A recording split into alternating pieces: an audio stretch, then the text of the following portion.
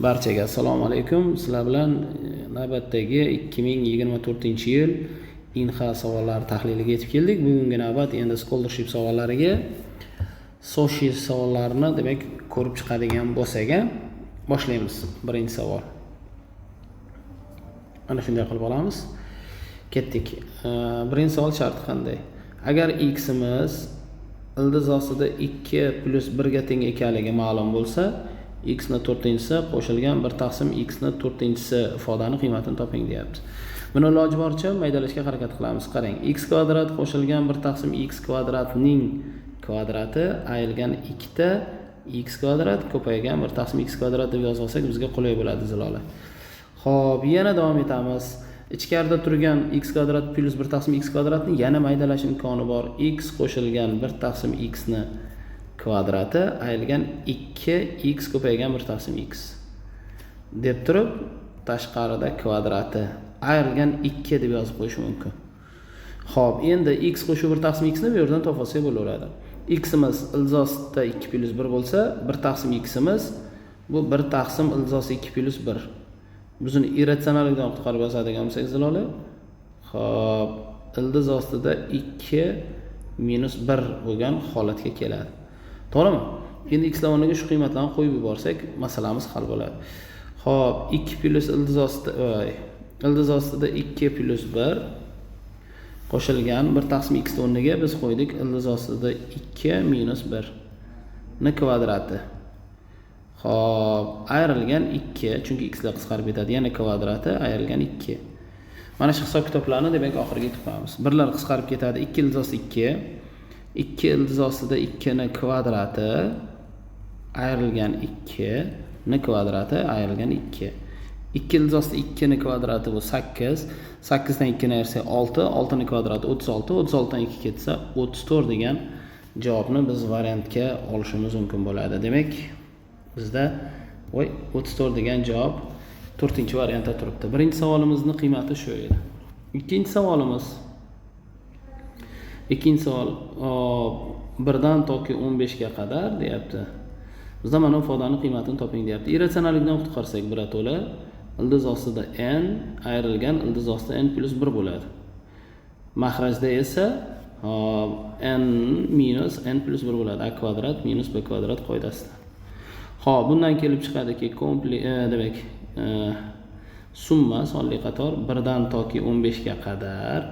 Mahrajda qavsni ochib yuborsam n qisqarib ketib minus 1 bo'ladi. Minus 1 deyozga ildizlar almashib qoladi. Ya'ni ildiz ostida n plus 1 ayrilgan ildiz ostida n. Mana shu ko'rinishga keldi. Ana endi biz qiymatlarni hisoblab qo'yaveramiz. Masalan, 1 dan qo'yadigan bo'lsak, ildiz ostida 2 minus 1 bo'ladi. 2 ni qo'yadigan bo'lsak, ildiz ostida 3 minus ildiz ostida 2 bo'ladi. Xo'p, 3 ni qo'yadigan bo'lsak, ildiz ostida 4 ayrilgan ildiz ostida 3 bo'ladi. Va hokazo, to'g'rimi? Xo'p, ildiz ostida 15 qo'yadigan bo'lsak, ildiz ostida 16 ayrilgan ildiz ostida 15 ko'rinishda bo'ladi.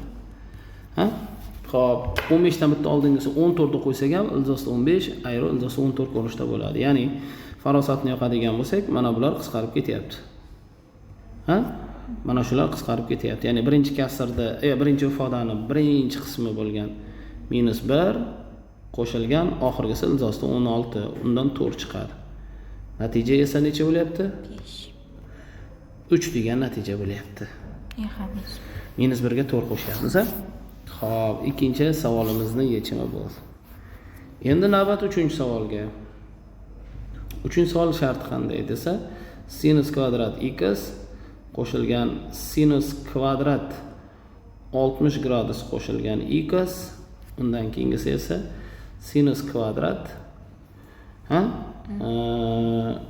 endi kvadrat bo'lgani uchun joyini almashtirish mumkin. 60 gradus minus x. Mana shu tarzda yozsak bo'ladi, to'g'rimi?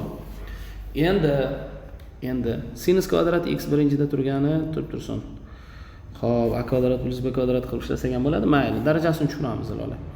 Shunda bu 1 minus kosinus 120 gradus plus x bo'lsin. Taqsim 2 bo'ladi.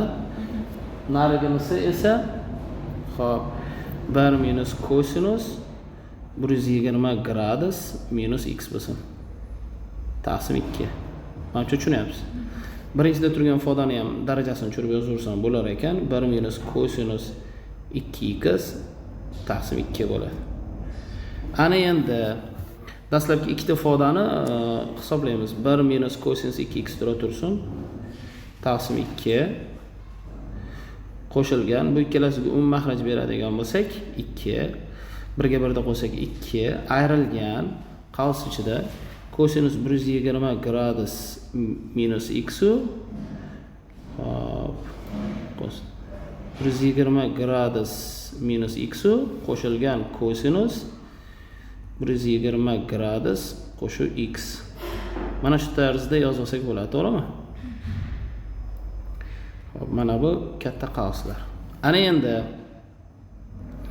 1 minus kosinus 2x taqsim 2 qo'shilgan 2 ayrilgan. Mana bu ikkalasini ko'paytmay keltiramiz, mana bu ikkalasini.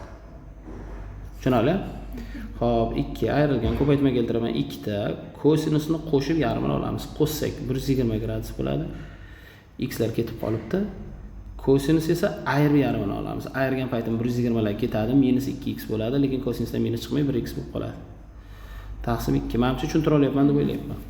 Xo'p, makhraj beramiz, bu yog'i soddalashtirishlarni amalga oshiramiz. Xo'p. Minus 2x bo'ladi yoki qaysi? x so'zi bo'ladi. Yo, minus 2x bo'ladi, keyin uni 2 ga bo'laman-ku ayirib. Shunda 1x bo'lib qoladi-da. Endi bir ayrilgan kosinus umumiy makhraj 2 ni o'zi. Bir ayrilgan kosinus 2x qo'shilgan 2. Mana bu 120 gradusdan minus 1 taqsim 2 bo'ladi-da, oldin minus bilan plusga aylanib 2 ni qisqartirib yuboradi. Plus kosinus x. Shunaqa desak bo'ladimi? Taqsim 2. Tushunarli bo'ldi, menimcha. Mana bu yerda biz xato ketibmiz. Darajani tushirayotganimizda mana bu 1x ni darajani tushirgan paytimiz 2x qilmabmiz, sizlar. Mana bular hammasi 2x bo'ladi. Shunda mana bular ham 2x bo'lib qoladi. Tushunyapsan? Hop, mana shu yerda xatomiz ketdi. Ya'ni, buni endi ko'paytmay keltirgan paytimiz, mana uni ko'paytmay keltirgan paytimiz, mana bu 2x emas, bu ham nima bo'ladi? 1x emas, 2x ga aylanadi. Ya'ni mana bu ham 2x demoqchiman. Tushundingizmi? Va minus kosinus 2x bilan plus kosinus 2x ketib qoladi. Natijada 1 ga 2 ni qo'shsak 3 taqsim 2 degan javob bo'ladi. Shu taqsim 2 varianti bizda bor. 3-javobda turibdi. Darajani tushirganda 2x qilmabmiz-da. Xo'p. 4-savolga yetib keldik. 4-savol sharti qanday? Xo'p, limit x intilganda 0 ga sinus kvadrat x taqsim 1 minus kosinus 2x. Biz buni ajoyib limitga olib kelamiz. Qarang. Sinus kvadrat x ni 4 ta limit so'zini yozmabman, mayli. 4 ta sinus kvadrat yarim x u kosinus kvadrat yarim x deb olsam bo'ladi. Taqsim mahrajligisi mana bu yerga 2 qo'yib tursam-da, oldiga 2 qo'yib turadigan bo'lsam, bu 2 ta sinus kvadrat yarim x degan ma'noni bildiradi. 2 ta sinus kvadrat yarim x degan javobni beradi. Tushuntira oldimmi sizga? Ya'ni 1 minus kosinus 2x taqsim 2 degani sinus kvadrat yarim x ning formulasi. Bizga sinus kvadrat yarim x lar qisqarib ketishi ma'lummi? 4 bilan 2 ni ham qisqartirib yuborishimiz ma'lummi? Shunda bizda nima qolyapti? 2 ta kosinus kvadrat yarim x bo'ldi. Masala hal. 0 ni qo'yganda kosinus 1 bo'ladi, natija 2 degan javob bo'ladi. Biz tekshiramiz, 2 degan javob variantda 4-bo'limda turibdi. 4-savolni demak o'zini nihoyasiga yetkazib qo'ydik. 5-savol. 5-savol. Xo'p, undan keyingisi. Xo'p, w barobar minus 1 taqsim 2 qo'shilgan ildiz ostida 3 taqsim 2 i.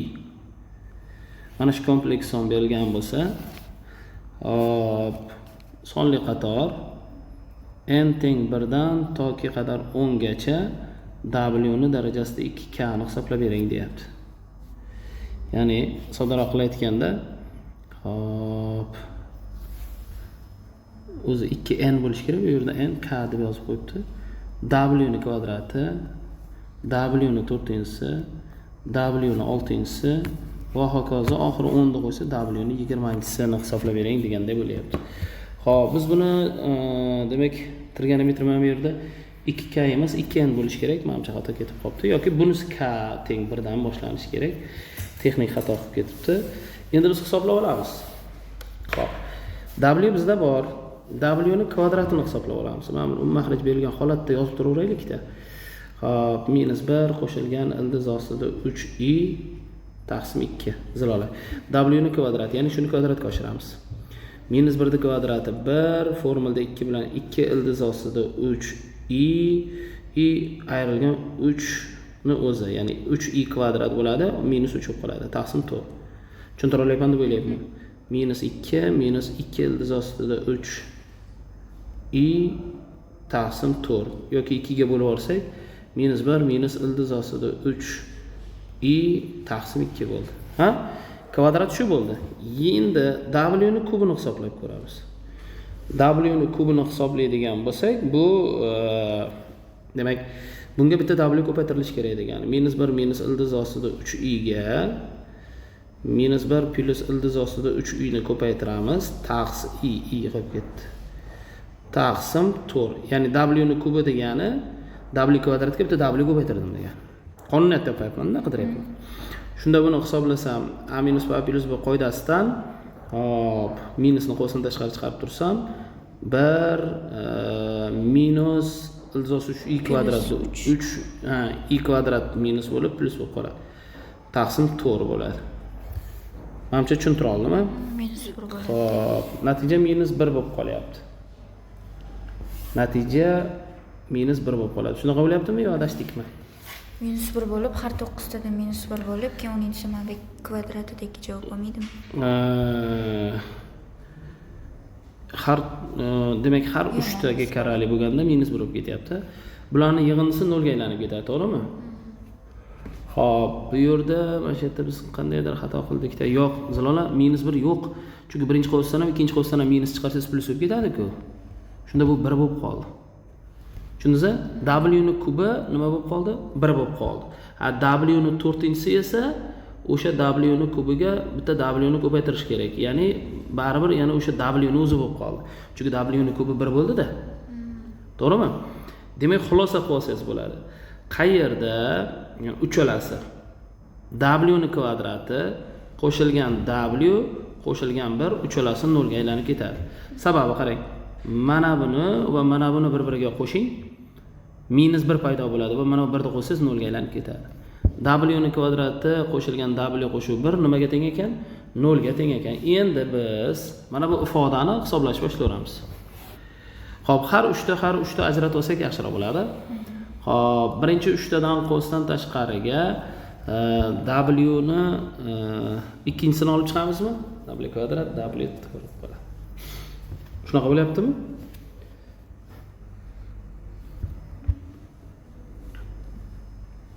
Adashmasam shunday bo'lyapti-da. W ni 4-sini ham qo'shib yuboraymi ekan? Yo, W ni 4-si o'ziga qaytadi yana. Har 4-si W bo'lib ketyapti-da, shunaqa bo'lyaptimi? Har 3-si. Shunda Yo'q, W ni 4-si W bo'ldi-da. Hozir men ikkalasidan W kvadratni qo'shdan tashqari chiqaramanmi?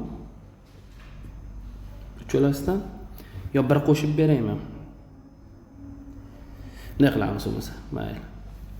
W kvadrat qo'shilgan W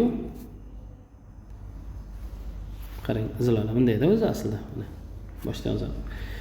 W ni kubi qo'shilgan W kvadrat qo'shilgan W 0 ga aylanyaptimi? Mana shu W kvadrat W. Qo'shsam W ni chiqarib olsam, qos ichida W kvadrat qo'shilgan W qo'shilgan 1 teng 0 qolyaptimi? To'g'ri deyapman. Demak, qayerda W kvadrat plus W plus 1 da ko'rsam 0 qo'yaman yoki W kvadrat qo'shilgan W ni o'rniga -1 qo'ysam ham bo'laveradi demoqchiman. Voy, -1 qo'ysam ham bo'laveradi demoqchiman. Tushundingizmi? Endi mana bu ikkalasidan qo'shdan tashqariga qizil bilan chizaylik. Mana bu ikkalasidan qo'shdan tashqariga W kvadrat chiqarsam bo'ladimi? W kvadratni qo'shdan tashqari chiqarsam, qo's ichida W 1 plus cho'ta chiqmayapti-yu. W ni bular har 4tasida 1 bo'lib ketadi W ni o'ziga Hozir esa 4 ta chiqarsak, mana bu yerda 4 ta qolib ketadi-da.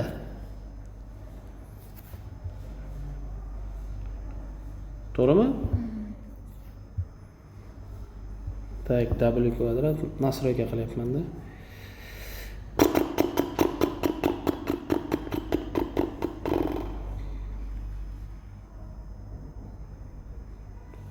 Xo'sh. Mana ikkalasidan W kvadratni chiqarsam, 1 plus W kvadrat bo'lib bo'lyaptimi? 1 plus W kub bo'lib qoladi. Nimaga ikki ikkitani to'rt chiqarsiz? deb yozgansiz?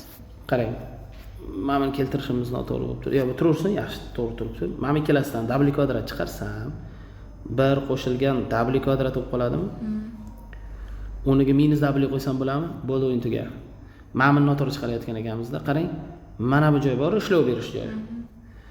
W kvadrat bilan 1 ni bu yoqda qoldiraylik-da. Bu W ni bu tomonga o'tsak minus W bo'ladimi, do'stim? Mana buni o'rniga minus W qo'ysam bo'ladimi? Shunda oldi W kvadrat bilan minus W kub bo'lib qoladimi? W ni kubi 1 ga teng bo'ldi. Demak, bu minus 1 bo'lib qoladimi? W ni 6-chisi degani, W ni 6-chisi degani, W ni kubini kvadrati desak bo'ladimi? W kub bizda 1 ga teng edi, 1 ni kvadrati ham baribir 1 ga tengmi? Demak, xulosa-yu madora mana bu 3 tasi o'zaro 0 bo'lib ketaverar ekan. Har 3 tasi 0 bo'lib ketaverar ekan. To'g'ri tushundikmi? Ha, 19 bilan 20 qolib ketadi. Tushundingiz-a? Xo'p, 19 bilan 20 qolib ketadi. 19 bu yerda juftlari-ku 18 bilan 20 qolib ketadi. Ya'ni 18 ketmaydi. qarang. W kvadrat, W4, W6 ketadi. 8-chi, 10-chi, 12-chi ketadi. Tushunapsizmi? O'zaro yeyishib. 14, 16, 18 ham ketadi. Ketadi. Faqat 20-chisi qolar ekan-a. W ni 20-chisi qoladi, to'g'ri aytyapsiz. W ni 20-chisini biz W ni 3-chisini 6-chisi ko'paygan W kvadrat deb qo'ysak bo'ladimi? W ni 3-chisi 1 ga teng, 6-chisi bilan 18 bo'ladi-ku baribir. Xo'p, 1 bo'lib faqat javob W kvadratni o'zi qoladimi?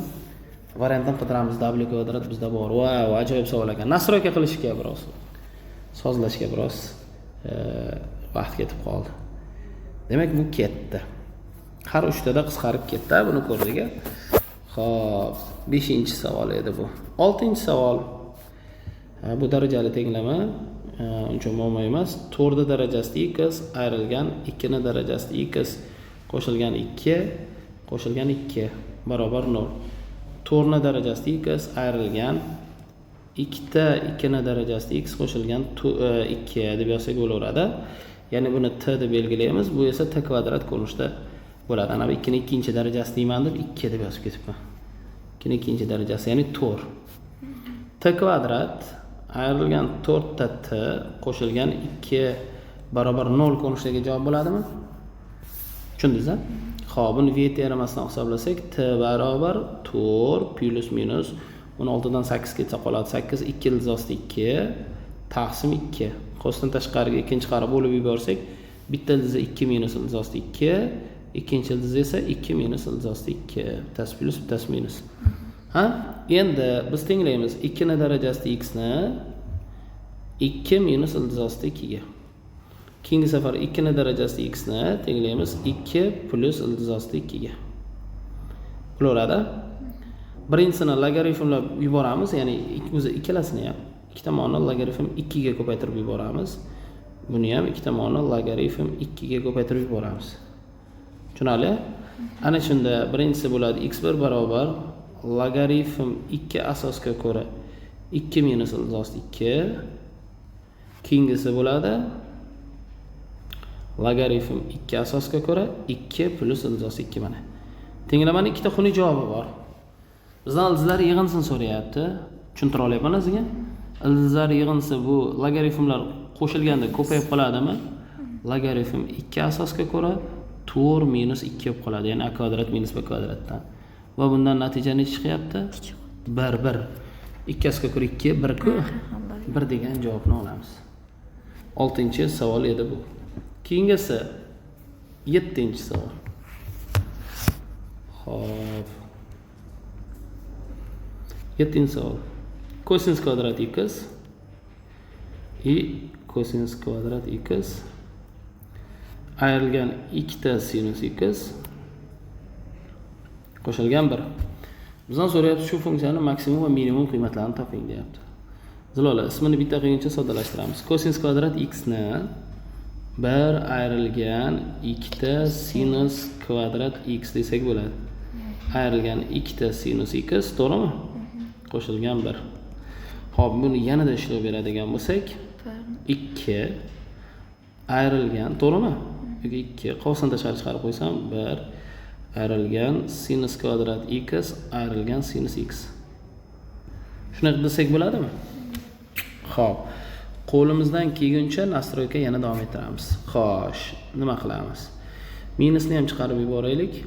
Shunda sinus kvadrat x qo'shilgan sinus x, qo'shilgan, qarang, 1/4 berib turibman-da o'zimdan va 1/4 ni ayiraman. Va undan tashqari 1 ham ayrilib qolgan bo'ladi. Chunki mana orqadagi 1 dan minus chiqsa minus 1 bo'lganda. Endi yozyapmiz to'g'rilab. Tushunyapsizmi? Minus 2. Mana bu formula bo'ldi. Sinus x qo'shilgan 1/2 ni kvadrati. Bu esa minus 5/4. Tushunarli bo'ldi menimcha. Xo'p, yoki buni to'g'rilab yozib oladigan bo'lsak ham bo'ladi, yoki shu turishcha ham yozaveramiz. Sinus x ni qiymatlari minus 1 dan 1 gacha, to'g'rimi? Ketdik, tekshiramiz. Agar bu ifoda minus 1 bo'lgan payti minus 1 ga qo'shaman 1/2 ni qoladi minus 1/2, kvadrati esa bo'ladi 1/4. Ha, tushunayotganmiz. Ayiraman 5/4 ni minus 1 bo'ladi va natija 2 ga aylanib qoladi. Zilola tushunarlimi? Xo'p, 1 ni qo'ygan paytimiz nima bo'ladi? 1 ga qo'shaman 1/2 ni 3/2 va u 9/4 bo'ladi. Ayiraman 5/4 ni. Bu 1 bo'ladi. 1 ga oldidagi minus 2 ko'paytirilsa bo'ladi minus 2. Ya'ni bu funksiyani maksimum qiymati 2, minimum qiymati minus 2 bo'ldi. Bizdan savol so'radi. Maksimum va minimum qiymatlari yig'indisini so'radi. Yig'indisi 0 degan javob bo'ladi. Tushunarli? Bu maksimum, bu minimum. Yig'indisini so'rayapti. Yig'indisi 0 degan javob bo'laveradi. Xo'p. Keyingisi 7-savol edi bu. 8-savolga o'tamiz. 8-savol. 0 dan pi gacha bo'lgan oraliqda 1 qo'shilgan 2 sinus kvadrat x dx dan integral olishimiz kerak. Xo'p. Darajani tushirolmasak integral ola olmaymiz. Xo'p, integral 1 qo'shilgan, darajani tushirgan paytimiz 1 minus cosinus 2x bo'ladi zilola. Taqsim 2 bilan ketib qoladi dx. Xo'p, yoki bo'lmasam 2 ayrilgan cosinus 2x bo'ldi. dx. Ana endi davom etamiz. Integral olish mumkin. 2 niki bu 2x bo'ladi. Cosinusniki esa 1/2 dona sinus 2x bo'ladi. Tushunarli bo'ldi? Xo'p, pi ni va 0 ni qo'yamiz. Pi ni va nima ekan? 0 ni x bilan 0 ga qo'yib yuborsak bo'ldi. Xo'p, pi ni qo'ygan paytimiz 2pi bo'ladi. Orqadagisi sinus 2pi dan 0 bo'lib ketadi. Ayrilgan 0 ni qo'ygan paytimizda esa hammasi 0 bo'lib ketadi. Misolimiz javobi 2pi bo'ladi. Bizda bor 2pi degan javob. Xo'sh, 8-savol o'zimni nihoyasiga yetdik. 9-savol. 9. Funksiyaga 1 ni qo'ysa 2 ekan. Funksiyani hosilasini olib 1 da qo'ysa 3 ekan. Gx degan funksiya bor ekan. Munosabat funksiya bu, qarang. X plus 1 ko'paytirilgan ildiz ostida fx. Bizdan so'rayapti, shu funksiyani gx degan funksiyani hosilasini olib 1 da qo'yishimiz talab etilyapti. Xo'p. Hosila olamiz. Ikkala tomondan hosila oladigan bo'lsak, g'(x). Bundan hosila olsak, x plus 1 dan hosila olsak 1, ildiz ostida fx ni o'zi. Tushunyapsiz? Qo'shilgan x plus 1 da o'zi ildizdan hosila olgan paytimiz taqsimga yozaveraymi? Hop, 2 ildiz ostida fx. Keyin ichidan hosila olgandagi f'(x). Tushunarli? Bo'ldi, endi shunga hosilasini olib bo'lgan bo'lsak, birda qo'yishimiz talab etilyapti. Hosilasiga birda qo'yamiz. Xo'p, birda qo'yadigan bo'lsak, bu ildiz ostida f1 bo'ladi. Ha? Qo'shilgan, mana bu yerga 1 ni qo'ysak 2 f'1 taqsim 2, to'g'rimi? Ildiz ostida f1 bo'ladi. Ana bo'ldi. Xo'p, ikkilar qisqarib ketadimi? Qiymatlarni endi bu yoqqa qo'yib hisoblab qo'yamiz. Xo'p, funksiyaga 1 qo'yganda 2 edi. Ildiz osti 2 birinchisi. Zilola. Ildiz osti 2. Bunga esa hosilasiga 1 qo'ysak 3 taqsim ildiz osti 2. Tushundingiz deb o'ylayapman. Ya'ni javob umumiy mahraj bersa 2, 5 taqsim ildiz osti 2 bo'ladi. Variantlardan qaraymiz. 5 taqsim ildiz osti 2 varianti bizda bormi ekan? Bor, 5-variantda turibdi. Bu 9-savolimizga yechim bo'ldi. Endi 10-savol. Mana bu ikkita egri chiziq bir-biri bilan deyapti. K'ning qanday qiymati? Ikkita joyda kesishadi deyapti. Ikkita joyda kesishadi deb so'rayapti. Y barobar x kub x kvadrat minus 3 y barobar x kub minus 2x kvadrat qo'shilgan k. Xo'p. Shu ikkita egri chiziq bir-biri bilan ikkita joyda kesishadi. K'ning qanday qiymatlarida? Funksiyalar bir-biriga tenglaymiz. Bu aniq va hosilasini olamiz ikkala tomondan, adashmasam. Xo'p, yoki bo'lmasam tenglab olaylik-da birinchi. X ning kubi ayrilgan 2x kvadrat qo'shilgan k barobar bu yoqda esa x kvadrat ayrilgan 3 bo'lyapti. Ha? Xo'p. Bu yoqqa o'tamiz. X ning kubi ayrilgan 3x kvadrat barobar minus k minus 3. Agar tushungan bo'lsanglar, minus k minus 3 bo'ldi, menimcha. Xo'p, endi mana shu tenglikni ishlashimiz kerak. Xo'p, bitta narsani aytaman. Birinchi tenglikni chap tomonini nollarini topalaylik. Grafik. Bu tomon esa aniq minus k minus 3 degan qandaydir son zilola. Tushundingizmi? Kubik funksiya bilan bu chiziq 3 ta joyda kesish kerak. Bu degani mana uni hosilasini 0 ga tenglasak, 0 ga aylantiruvchi qiymatlari kelib chiqadi. Ketdik. 3x kvadrat minus 6x. 3 ga bo'laveramiz. X ni qo'shimdan tashqari chiqaramiz. Shunda x minus 2 barobar 0 bo'ladi, to'g'rimi? Va bundan xulosa x teng 0 hamda x teng necha bo'lyapti? 2 bo'lyapti. Endi funksiyani o'ziga olib borib qo'yamiz 0 ga aylantiruvchi bo'lgan qiymatlarni. Xo'p. Funksiya o'ziga, ya'ni mana bu funksiyani fx deb yozgan bo'lsak, o'sha fx. Mana shu funksiyani fx deb turibmiz chap tomonda o'zinida. 0 ni qo'ysak funksiyaga natija ham 0 bo'lyapti, to'g'rimi? Bu tomonda ham 2 ni qo'ysak funksiyaga hop 2 ni kubi 8 ayiraman 4 3 12. Minus 4 bo'ldimi, o'rtoq? 0 o minus 4. Demak, tenglikda o'ng tomoni bu y qiymat hisoblanadi. Minus k minus 3 ni ushbu 0 ga tenglaysiz. Keyingi safar minus k minus 3 ni ushbu minus 4 ga tenglaysiz. Tushuntira oldim deb o'ylayapman. K bittasi minus 3 ekan. Tushunali? Keyingisi esa k 1 ga teng ekan. Bittasi 3, bittasi necha bo'lyapti? 1 ga teng bo'lyapti. Endi bizdan so'rayapti. Find the positive constant. K ni musbat o'zgarmas qiymatini toping deyapti. Demak, minus 3 bu yerda xato, lekin 1 to'g'ri. Tushunali? Xo'p, K dan o'zi ikkita javob chiqqan. 1 degan javob bizda bor. 10-savolimizga yechim edi.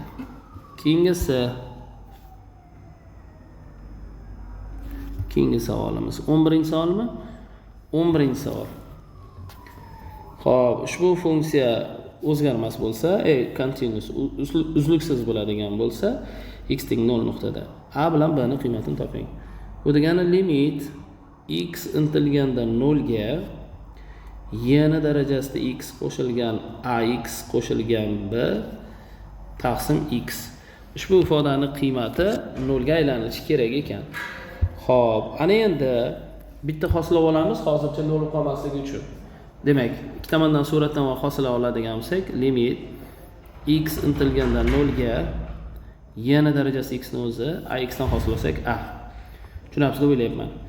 Xo'p, taqsim x ning hosilasi 1, ya'ni L'Hopital qoidasidan surat mahrajdan 0 oldik. Ana hosil oldik. Tushunamiz-a? Ana endi shunga 0 ni qo'yib olsak, yana 0-inchisi qo'shilgan a barobar 0 bo'lyapti. Xo'p, bu yerdan a minus 1 ga teng bo'lyapti. Agar tushungan bo'lsangiz. A minus 1 ga teng, yo'q, uzr. 0 ni qo'yganda 2 ga tenglab ishlaymiz. Chunki 0 da 2 ga aylanadigan-ku. 2 ga tenglab ishlaymiz. Bu 1 bo'lsa, a 1 ga teng.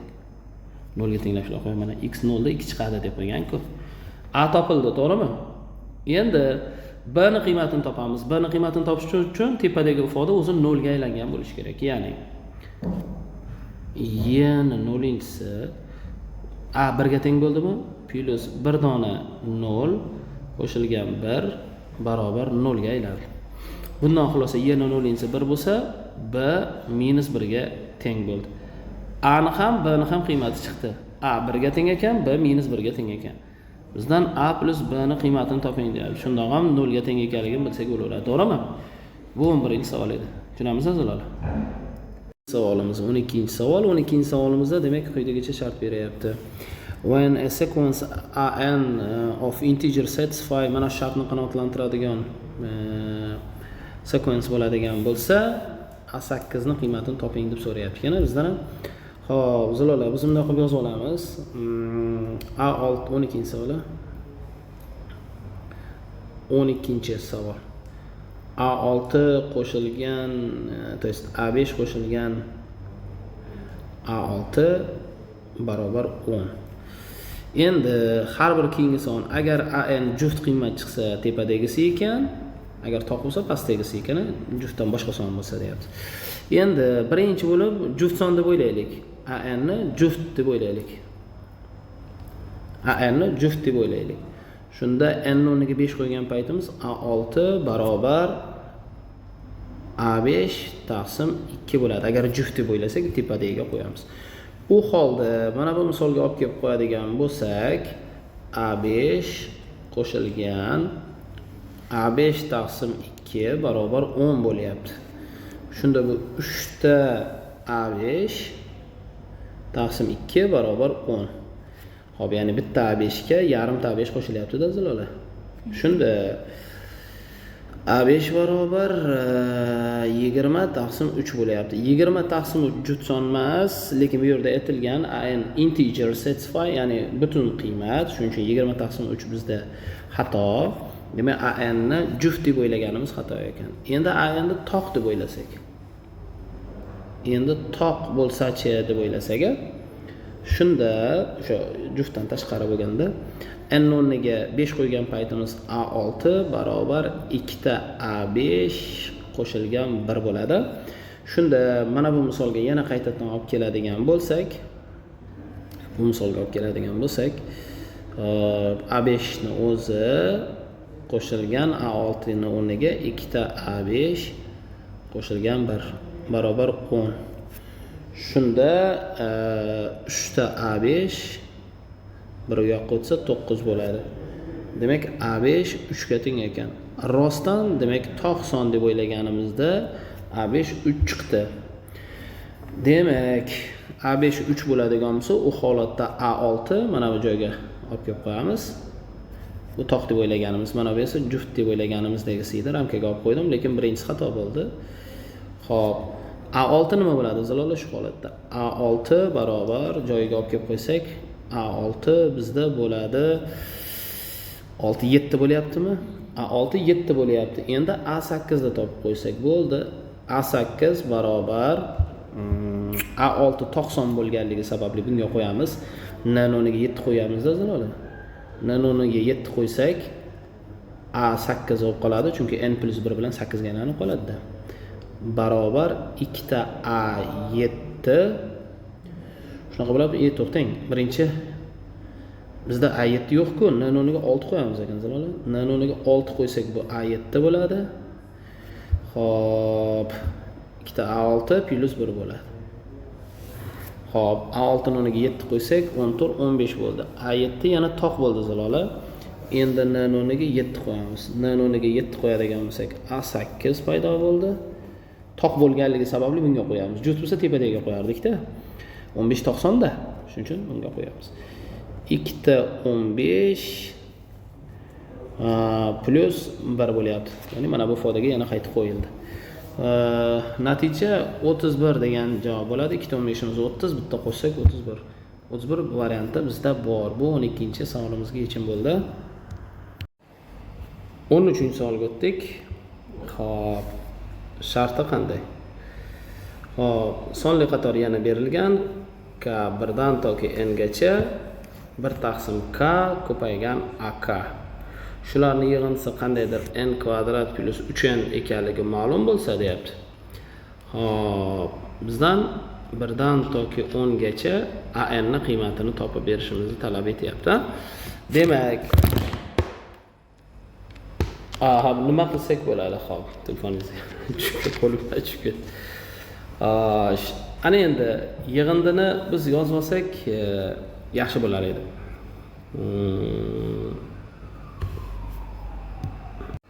Mana bu yerda ketma-ketlikni yozib chiqamiz. Xo'p, ya'ni birinchi ifodani yozyapmiz. 1 taqsim A1 qo'shib 1 taqsim 2 ta A2 plus 1 taqsim kanuni 3 qo'shib 3 ta A3 va hokazo ko'rinishda keladi-da. Ha? Oxiri 1 taqsim masalan n-1 dona an-1 va plus 1 taqsim 1 taqsim n ta an ko'rinishga keladi zilola.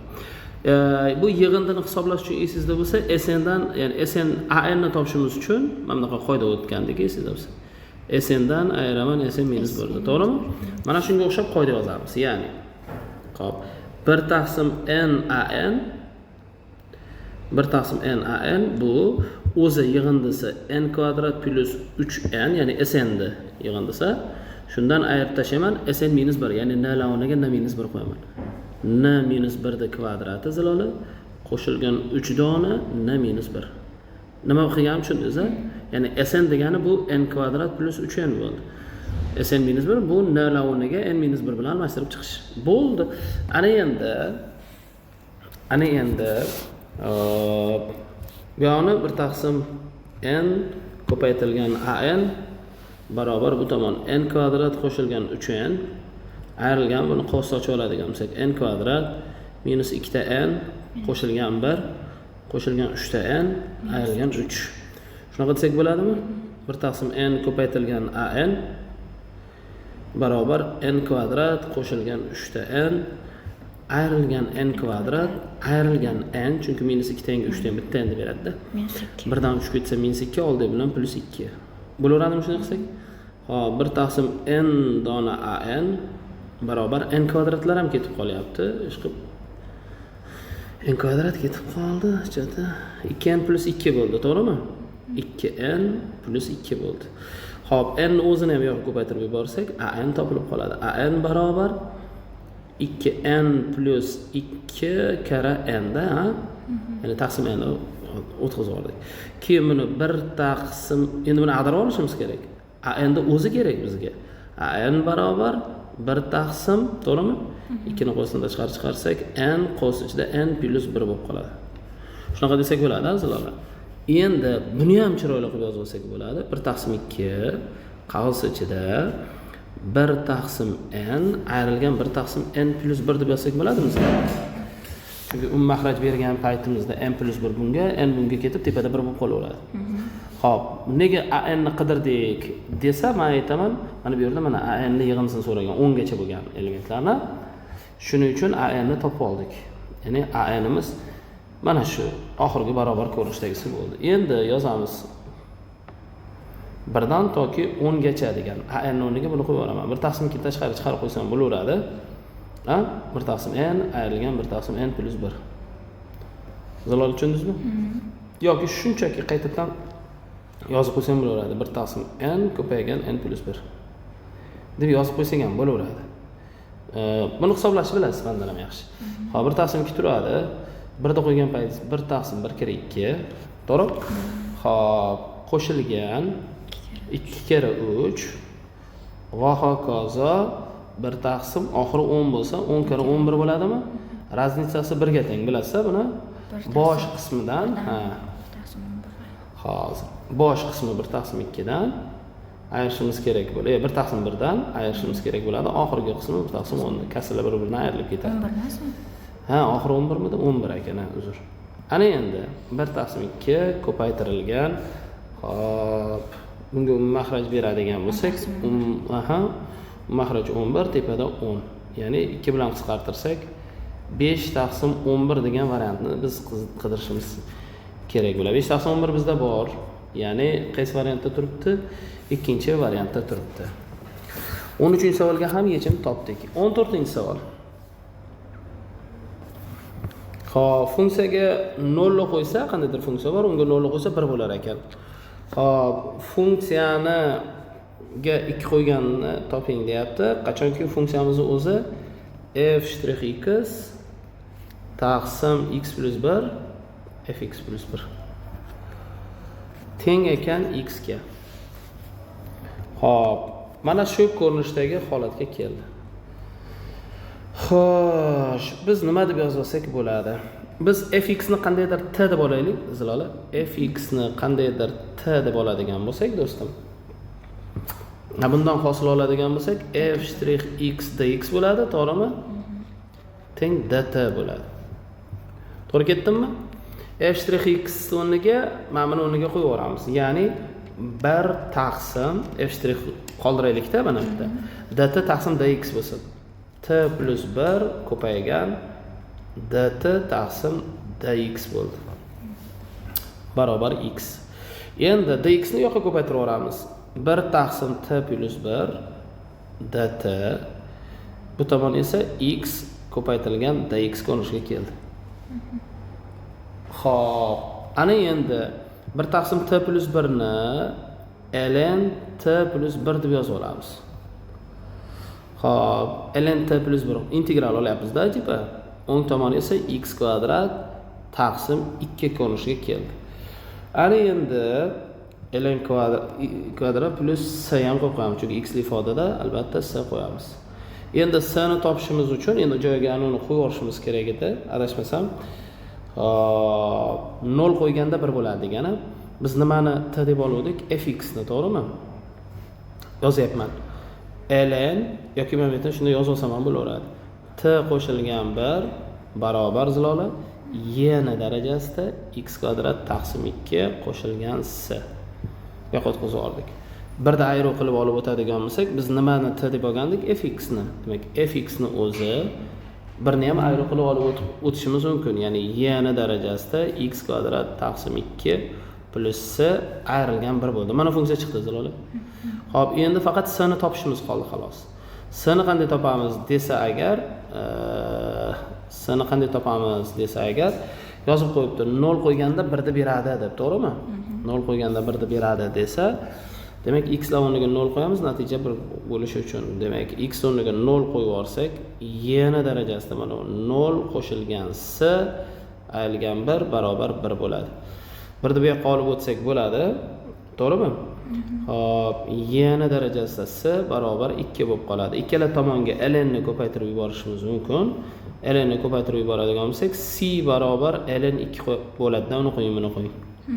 Bo'ldi. Funksiyamizning eng oxirgi ko'rinishi mana bu bo'ldi.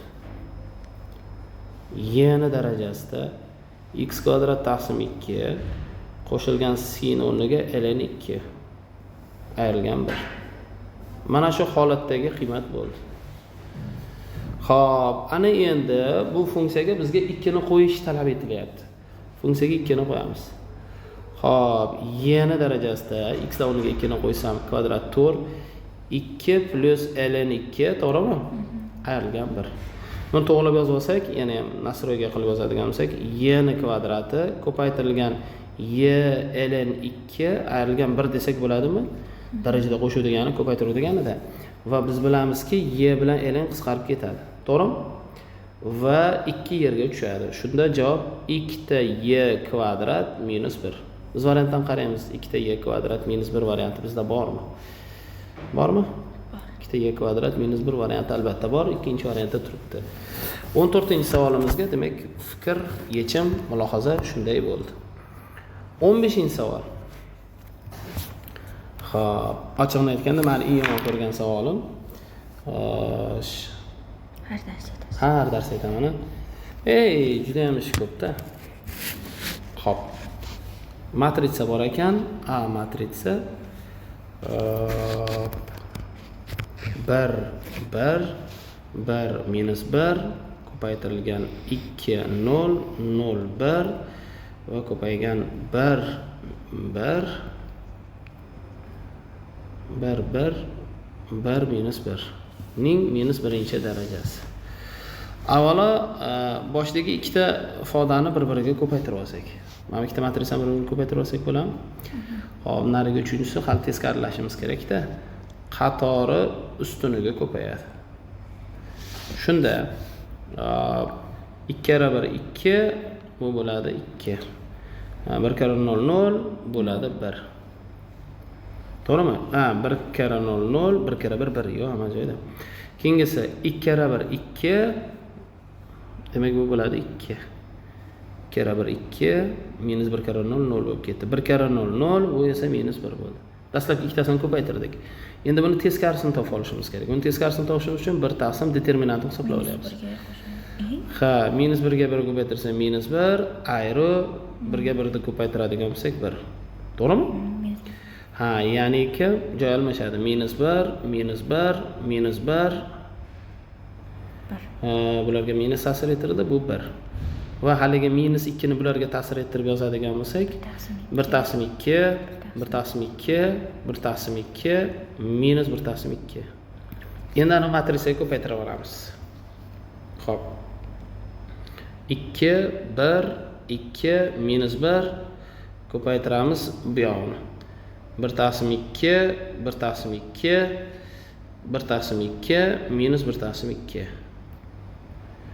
Xo'p, ana endi qatori ustuniga. Qatori ustuniga ko'paytiramiz. Qani ketdik. 2 kara 1, 2 ga 1 taqsim 2 ko'paytirsak 1, bu 1 taqsim 2, 1,5, 3 taqsim 2 bo'ldimi itoga? Shunaqa bo'ldi? Keyingisi. Xo'p, undan keyingisi 1 taqsim 2. 1 taqsim 2 ga buni ko'paytiradigan bo'lsak 1, naringa ko'paytirsak 1 taqsim 2. To'g'rimi? Minus bilan. 2 ga 1 taqsim 2 ko'paytirsak 1, to'g'rimi? 2 ga 1 ko'paytirsak 1, minus 1 taqsim 2 bilan bo'ladi 1 taqsim 2. Keyingisi 2 ni ko'paytirsak 1, bu ikkalasi bo'ladi 1 taqsim 2 va qo'shilib 3 taqsim 2 bo'ladi. Menimcha bo'ldi. Endi mana ifodaning eng katta qiymatini topish talab etilyapti. Bu ifodaning eng katta qiymatini qanday qilib topsak bo'ladi? Xo'p. Voy, bu kosinus, sinus matritsaga ko'paytirishimiz kerakmi shunda?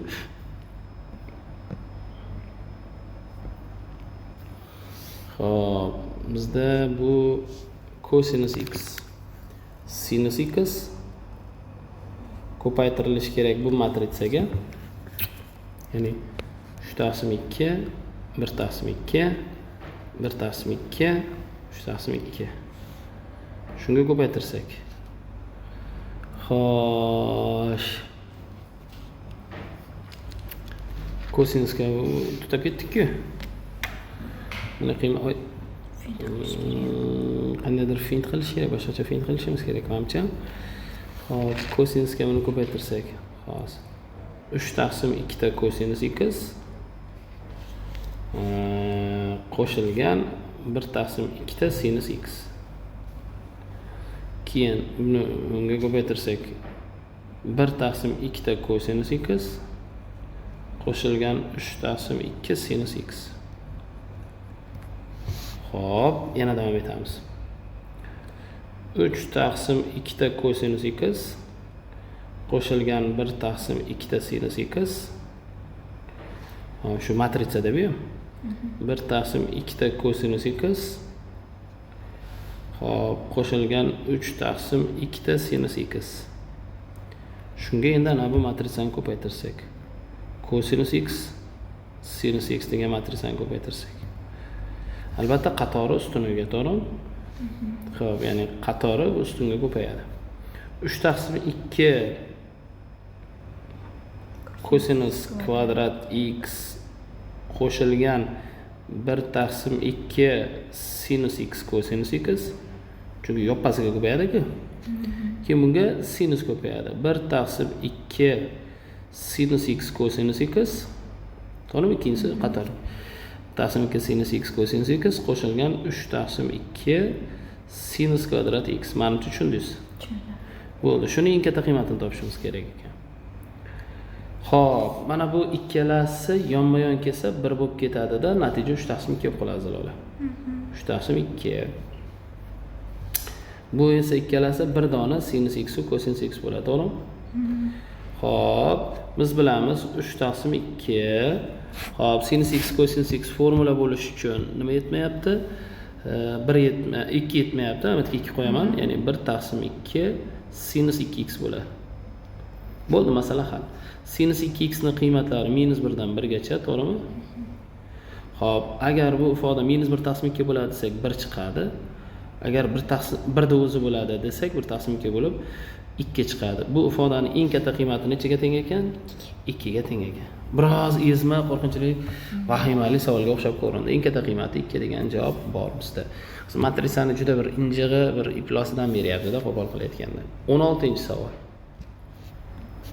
Matrisani 20 ko'paytirib chiqdik-da. Qachonki f t deyapti, mana bu funksiyani 0 va -1 degan nuqtadagi urinmasi bo'ladigan bo'lsa, o'sha funksiyani hosilasini olib y kvadrat -1 da qo'ygin deyapti. Xo'p, avval urinma tenglamasini hisoblamiz. Funksiyani o'ziga x0, hosilasiga x0 olamiz. Hosilasiga x0 y ni darajasida x bo'ladi hosilasi. T bu sonni hosilasi yo'q. Shunga 0 ni qo'ygan paytim bo'ladi 1. x0 bu yerda 0 mana x0, bu esa y0, to'g'rimi? Funksiyani o'ziga x0 ni qo'ygan paytim esa y ni darajasida 0 qo'shilgan t bu bo'ladi y0 dagi qiymat -1 ga. Xo'p, shunda biz bahonada y ni 0 darajasi 1 u tomonga o'tsa t ni qiymatini aniqlab bilib oldik. Ya'ni t -2 ekan. T -2 ga teng ekan. Endi urinma tenglamasini yozib chiqyapman zalola. ft chiziq barobar hosilasini olib x0 qo'yganim 1. Ha, shunaqami? Endi x minus x0 bu 0, funksiyani o'ziga x0 qo'yganim bu -1. Ya u t -2. Tushundingizmi? Ya'ni ft barobar, mana bu x deb yozib ketman, t deb yozishim kerak edi. ft barobar t -1 bo'ldi zalola. Tushundingizmi menimcha? T -1 bo'ldi. Endi shu funksiyani deyapti, hosilasini olib y kvadrat hosilasini olib y kvadrat -1 ni qo'yish kerak ekanligi talab etilyapti. Xo'p, endi bu son bo'lib qoladi-ku. Son bo'lib qoldi-ku. T -1 dan hosilasak sonda o'z bo'lib qoladi. Qachonki mana bu is a slope of line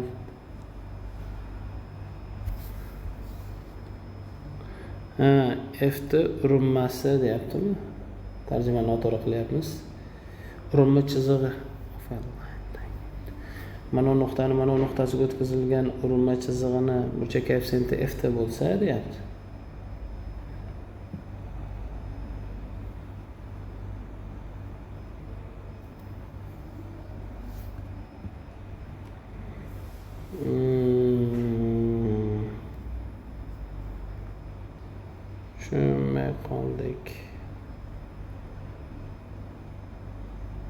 Tushunmay qoldim. F t uni chizig'i bo'ladigan bo'lsa, y kvadrat -1 ni qo'y deyapti. Hozir t -1 dan hosilasak 1 bo'lib qoladi-ku. To'g'ri javob 1 emasmi menimcha?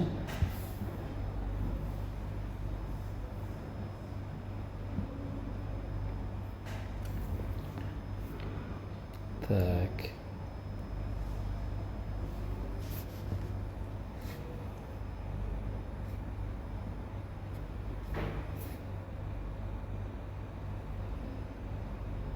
Nima qilsak bo'ladi? Zalola bu yerda tarjima umuman xato qilibmiz. Xo'p, bu 0 1 degan nuqtadan urinmagan. mana bunaqa ekan tarjimasi. Uzr. Butkul dunyo yaralishidan boshlaymiz. Qarang. F bu yerda urinma burchak koeffitsiyenti ekan, ya'ni k de gap. Tushundingizmi? Ya'ni tangensialfa. Mana bu funksiyaga o'tkazilgan urinma mana bu nuqtadan o'tar ekan, urinma chizig'i. Ya'ni uringan joyi boshqa joy. Biz aytaylik, uringan joyini qanaqadir a deb turaylik. Shundan o'tga qo'yib yuborsak, y ni darajasida a plus t bo'ladi. To'g'rimi? Funksiyaga qo'ysak. Shuni topib olishimiz kerak birinchi bo'lib. Xo'p, endi hosila olib x o'rniga a qo'yib yuboramiz, to'g'rimi? Funksiyani demak hosilasini olsak, y ni darajasida x ni o'zi bo'ladi, to'g'rimi? Urinma tenglamasini yasab olamiz-da birinchi bo'lib. Funksiyani o'ziga x0 qo'yamiz, ya'ni x0 da biz a dedik. Bu y ni darajasida a plus t ekanligini yozganman. Funksiyani hosilasini olib x0 da qo'yamiz. Bu x0 yana qaytaryapman. Zilola buni oti x0, buni oti esa nima edi? y0. Ha, ana shunday. Hosilasini olib a ni qo'yamiz. Ketdik. Y ni darajasi x dan hosilasak, y ni darajasi x ni o'zi, t niki yo'q. Ya'ni kim? Y ni darajasida a bo'ladi. To'g'rimi? Endi biz yozyapmiz. Qarang. Xo'p, hosilasini olib x0 da qo'yganim bu y ni darajasida a. To'g'rimi? Xo'p, undan keyin x minus x0 o'rnida a qo'shilgan funksiyani o'ziga x0 qo'yganim bu y ni darajasida a plus t. To'g'rimi? Yaxshi. Mana shu chiziq 0 minus 1 dan o'tar ekan. 0 minus 1 uni urinma chizig'i emas ekan. Qayerdadir uringan, lekin 0 minus 1 dan o'tadi deyapti.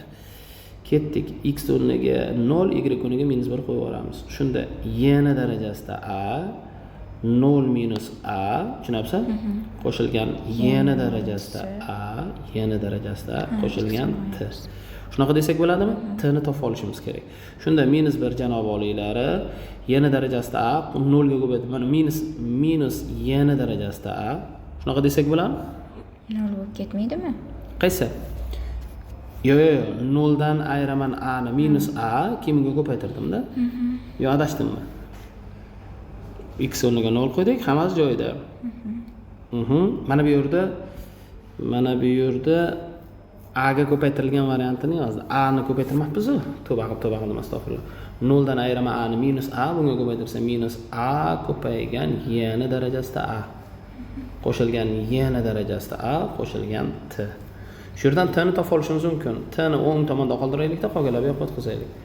T barobar a ko'paygan y ni darajasida a, ayrilgan y ni darajasida a, ayrilgan 1 bo'ldi. Mana t mana shu holatga keldi. Endi bu yerdan ft bilan t ni bir-biriga bog'laydigan bo'lsak. Hop, ft bilan t ni bir-biriga bog'laymiz. Hop. ft ya'ni funksiyaga t ni qo'ysak, qanday ko'rinishga kelib qolyapti? Ft bu y ni darajasida a ekanligi ma'lum bo'ladi. Va bu yerdan ikki tomonda ln ga ko'paytirib yuboramiz. Ikki tomonda ln ga ko'paytirib yuborsak, shunda chap tomon ln ft barobar a. Mana shu holatga keldimi? Xo'p, endi buni ana bu t ni ifodasini o'rniga qo'yib yuboramiz. Xo'p. T ni ifodasini o'rniga qo'yib yuborsak qanday ko'rinishga keladi? Mana bu t dagi ifodani o'rniga qo'yib yuboramiz. Xo'sh, ketdik. Mana bu ifodaga qo'yib yuboryapmiz-da. T barobar a ni o'rniga mana uni qo'yapman. ln ft ko'paygan y ni darajasida a ni o'ziga ft ni o'zini qo'yib yuborsak bo'laveradi. To'g'rimi? ft ayrilgan yana bitta ft, chunki y ni darajasida a ni o'rniga biz nima qo'yib yuboryapmiz? ft ni qo'yib yuboryapmiz. Ayrilgan 1. Ana endi ikkala tomondan hosila olib oladigan bo'lsak, t ni hosilasi 1, mana uni esa ko'paytmadan hosila olamiz. Voy padaringga la'nat. Voy dadim. Ketdik bo'lmasa. Qaysi ketadi? Dek, savollar yaxshi, scholarship bar shunaqada. ft shtrix birinchisidan hosil olyapman. Ko'paygan, ikkinchisi ln ft ni o'zi. qo'shilgan mana buni olyapman xoslasi. Mana buni olyapman. Tak. Endi ft ni o'zi, to'g'rimi? ln ft dan xoslasak 1 taqsim ft. Ko'paytirilgan suratda f' t ham bor. Chunki ft ni o'zidan ham hosila olamizda. Ayrilgan f't. Birda hosilasi esa ma'lum 0, ya'ni 0 bo'lib ketadi. Endi buni soddalashtirish imkoni bormi? Bor. Mana bu ft bilan 1 taqsim ft ketib qoladi. Ha, ko'rgan bo'lsangiz. f' t qisqarib ketadi, mana bu yerda. f' t bilan ayro f' t yo'q bo'lib ketadi. Ziloli. Ya'ni chap tomonda 1 barobar f' t ko'paytirilgan ln ft ni o'zigina qoladi. Qolganlari qisqarib ketadi. Ana endi mana shu holatga keldi. f' t ni topib olsak, f' t barobar 1 taqsim ln ft. Yana mana bu yoqqa bo'lib yubordik. Shunda ana endi hosilasini olib bo'ldik, t ni o'rniga y kvadrat minus 1 qo'yamiz. Chunki aytganku mana hosilasiga y kvadrat minus 1 qo'ygan degan. f' t ni topib bo'ldik. Shu t ni o'rniga endi ln y kvadrat minus 1 ni qo'yishimiz kerak. Xo'p, f' y kvadrat minus 1 ni qo'ygan paytim bu bo'ladi 1 taqsim ln ft dagi qiymat, to'g'rimi? ft dagi qiymat nima bo'ladi? ft dagi qiymat ln ft deb yozamanmi?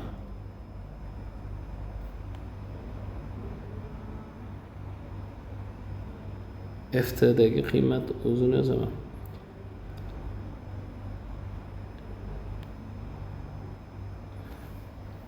f mana ln f y kvadrat minus 1.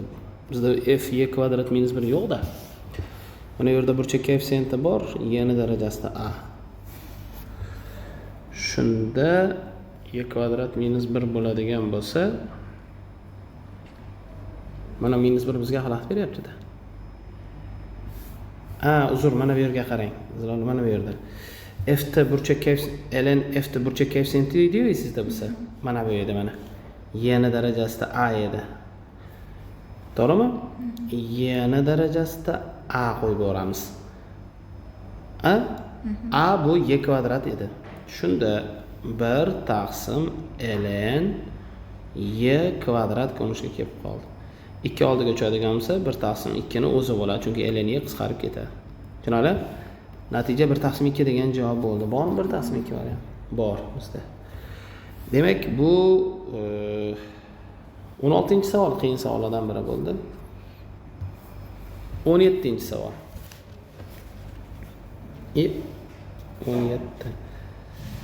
17-savol.